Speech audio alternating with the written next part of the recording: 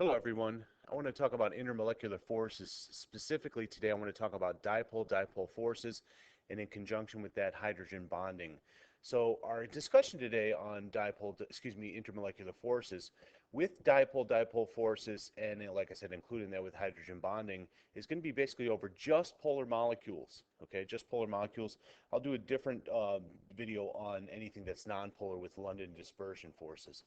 So you have to understand that in chapter 8 and 9, we were talking about intramolecular forces. So those are forces, those are chemical bonds within a molecule. Um, so again, anytime we're talking about intermolecular forces, we're talking about between molecules.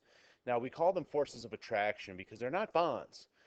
These are very weak forces of attraction, often 1,000 times weaker than any chemical bond. So these are very weak attractions. Unfortunately, we call them hydrogen bonds. Not a great name, but anyway, they are just forces of attraction. Okay, so all intermolecular forces are electrostatic. In other words, the opposite charges are attracting. So that's why we're talking about polar molecules first. So we need to talk about these electrostatics. Okay, so the positives are attracted to the negatives of the poles. Okay, so we're talking about like waters and alcohols and you name it, different things that are polar molecules. Okay. So weaker than chemical bonds, there's smaller charges and there's larger distance between those particles, okay? So talking a little bit further here, covalent bonds are intramolecular forces, like I just mentioned. We're talking about intermolecular forces. Okay, now just to go a little bit further here, they do exist between molecules, okay? So you'll notice that this is an intramolecular force of attraction, whereas this is an inter. Now notice how we just drew that. We draw it as a dashed line, okay? So these are, again, attractive forces between molecules. Waiting for the slide to advance, and it's probably going to advance double now. Okay, so with this, um, first thing we'll talk about, first category is called the dipole-dipole forces of attraction. So dipole is just a polar molecule. It's a fancy name for a polar molecule. So these are forces of attraction between something with something called a permanent dipole, which is again a polar molecule, and therefore these dipole-dipoles are stronger than LDFs. Okay, so London dispersion forces, on average, we'll talk about those in the next video, are weaker than dipole-dipole forces of attraction. Now, these again, electrostatics. In other words, Coulombic forces of attraction. Okay, Coulombic just means the opposite charges being attracted to each other. And if we take a look at this down here, you'll notice that I have the HCl gaseous molecule and I have the HF gaseous molecule. You notice that the dipole-dipole force, the melting point of this is negative 85 degrees Celsius, whereas the melting point is 19 degrees Celsius, which is very close to room temperature. So you'll notice that that this stuff melts at a much lower temperature, so therefore it must have weaker forces of attraction, okay? So it must be less polar. So my point of telling you this is that we don't have, we have categories, but there's gray area. There's not just left and right or up and down or black and white. There's a gradient of different attractions, okay? So the HCl attraction we see here, even though they're both dipole-dipole forces, of attraction, we see that the HF molecule has a stronger dipole-dipole force of attraction than the HCl molecule. Okay, so again, they are electrostatics, and they're only about a 1% as strong as an ionic and covalent bond. Okay, now let's go to a special version of hydrogen bonds. So everything falls, so hydrogen bonds are a form of dipole-dipole, okay? But now there's a special version of dipole-dipole forces of attraction, especially strong version called hydrogen bonding. Now, hydrogen bond has to happen where you have to have H directly chemically bonded to N or F, okay? You have to directly relate it to N or F. Now, so when we take a look at this, let's take a look at what a hydrogen bond is. So here's hydrogen directly bonded to F, and it'll form a hydrogen bond. There's the hydrogen bond there, to another molecule just like it. It doesn't have to be identical. For example, HF can hydrogen bond to water, okay? So, or they can mix. Alcohols and water tend to mix this way, okay? Now, again, the way it works, let's just look a little bit deeper here, okay? The way it works is that AF has these lone pairs of electrons I just drew in blue.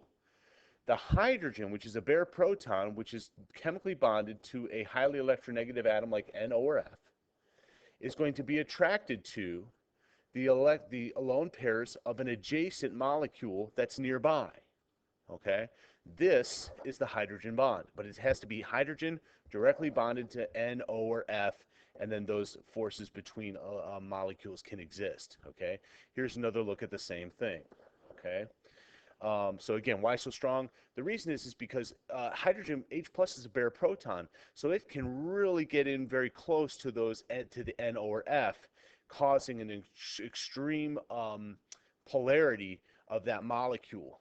Okay, a strong electrostatic attraction will then exist between those polar molecules, and that's called hydrogen bonding. Now, if we take a look at the impact of hydrogen bonds create an unexpectedly high melting and boiling points. Now, these are all, notice here we have strength of the, let me see here, number of electrons. Okay, so let's take a look at this. So between all these versions we have here, we have number of electrons diminishing, okay? But now take a look at what we have over here. Now let me move this. Okay, let me move, oh, I didn't mean to do that. Okay, let me move this.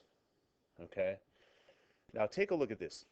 None of these are hydrogen bonds, but this one is. Okay. So even though it's one of the smallest molecules, the strength of the London dispersion forces are very low. We'll get to that later. But it has the only one with hydrogen bonds. Look at how high the boiling point is. That is an unexpected trend or a characteristic of something that has hydrogen bonding, super high melting points and boiling points, because they are now stuck together pretty strong. You have to apply a lot of energy to break those bonds. So now here's another example. Acetone is an excellent solvent for alcohol and readily mixes with water. Draw a water molecule and associating hydrogen bond to acetone. Okay. So actually, what we'll do is we'll do this in class.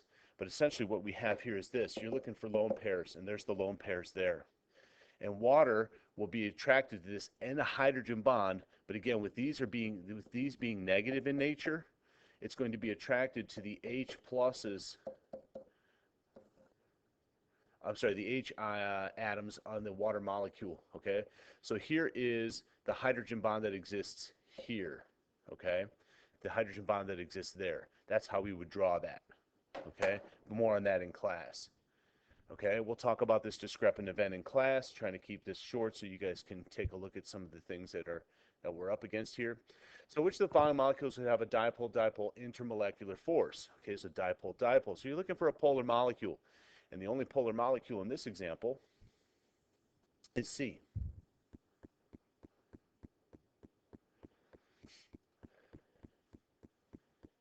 And in which of the following substances would hydrogen bonding be found between molecules? So now you're looking for hydrogen bonding, so you need H directly bonded to N, O, or F. And the only example of that is C. Okay. Oh, by the way, on that last slide, the best way to do that is to draw Lewis structures. Okay, so here's a big fat Lewis structure here.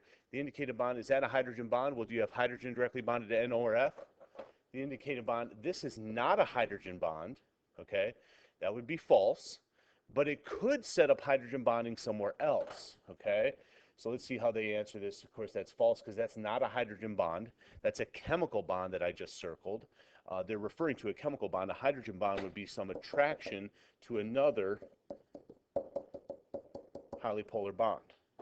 Okay, highly polar molecule that has N or F directly bonded to H.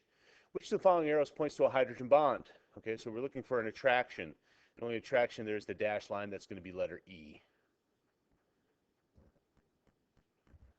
Okay, that's it for the slide. Excuse me, for this video. I have moving on to LDFs next.